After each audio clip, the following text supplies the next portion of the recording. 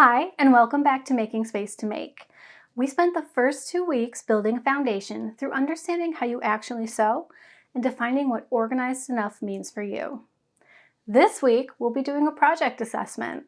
We're going to look at what's in progress and what's been sitting unfinished and figure out what's actually worth finishing versus what's just taking up space, both physical and mental.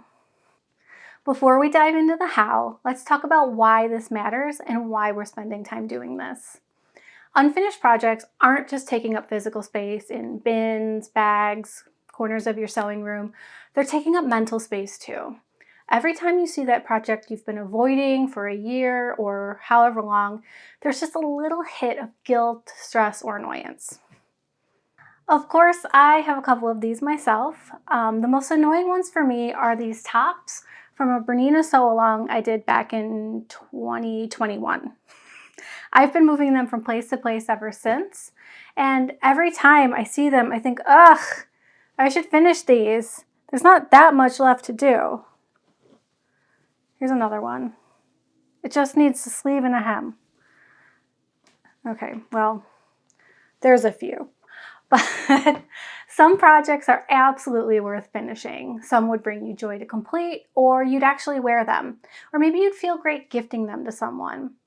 The goal this week is not to make you feel guilty about what's unfinished. It's to help you identify what's worth your time and energy at this moment versus what you can let go of. So, how do you decide? I have a few questions I ask myself when I'm looking at an unfinished project. The first is, can I still imagine myself wearing this? Your style might have changed, your lifestyle might have changed. The fabric that excited you 2 years ago might not work for your life now, and that's okay. Will it still fit when finished? Bodies change. It is the unwritten law of the universe. If you cut this out 3 years ago and your body is different now, be honest about whether you're actually going to alter it to fit or if it's just going to sit there longer. Would I enjoy finishing enough to gift or donate it when it's done? These samples were never meant to fit me, but I would enjoy finishing them to donate so someone who is that size can use them.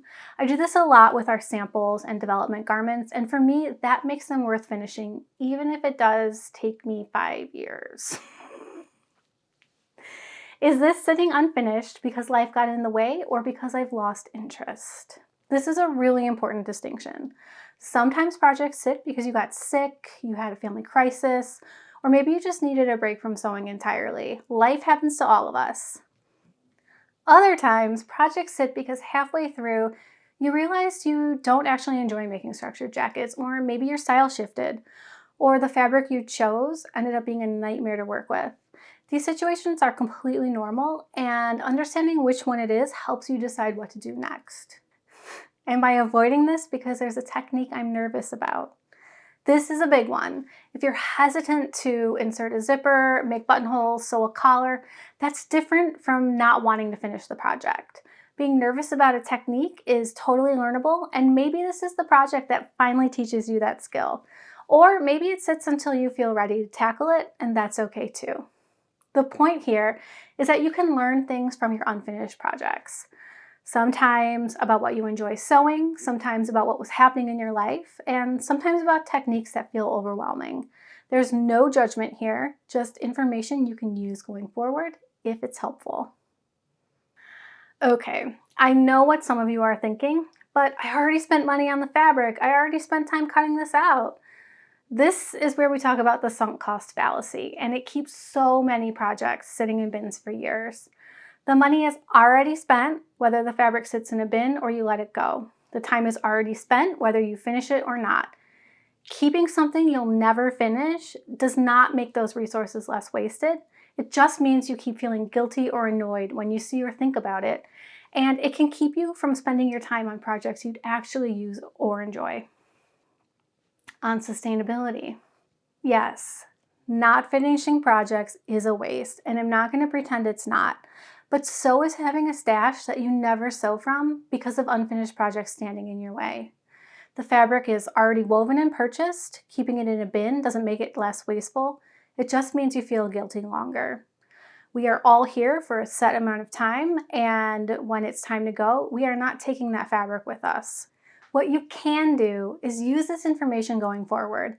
If you're finding you have a lot of unfinished projects, that tells you something about your habits that you can adjust for the future. So, what to do with abandoned projects? If the fabric pieces are large enough to be cut into something else, I often do that. Sometimes I'm able to recut them into a different pattern, use them for muslins, or sometimes I make bias binding or pocket lining out of them. Whatever works. If they're not, you have permission to donate the fabric, gift the partially completed project to someone who might finish it. If it's a natural fiber, you might be able to compost it. And yes, you can even throw it away if it's totally unusable. The goal here is to stop letting it take up mental and physical space. All right, so here's what I want you to do this week. Make a list of unfinished projects. Just what comes to mind. We're not tearing apart your entire sewing space looking for projects you might have from 2015. If you come across more later, you'll know how to assess them then, but for now, just list what you can see or think of. For each project, run through those questions. Can I imagine wearing it? Will it fit? Would I enjoy finishing it to gift or donate? Why is it unfinished? Did life happen or did I lose interest? And am I scared of a technique? Then sort them into two categories, worth finishing versus let it go. For the worth finishing category, put them in an order that makes sense to you. Maybe what would be easiest to finish? What would feel best to complete? What would you actually wear or use the most? For the let it go category, you have permission. Decide what to do with each one.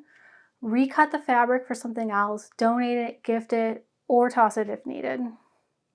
Next week, we're going to pick one or two things from your worth finishing list and actually finish them.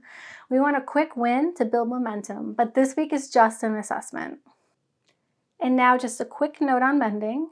If you have a mending pile, and honestly, who doesn't, we are going to deal with that separately later in the series. For now, you can acknowledge it exists, make a list if you like, and move on. Mending is its own beast. Remember, the goal here is not to feel guilty about what you haven't finished. The goal here is to identify what's actually worth your time and energy so you can move forward focused on projects that bring you joy.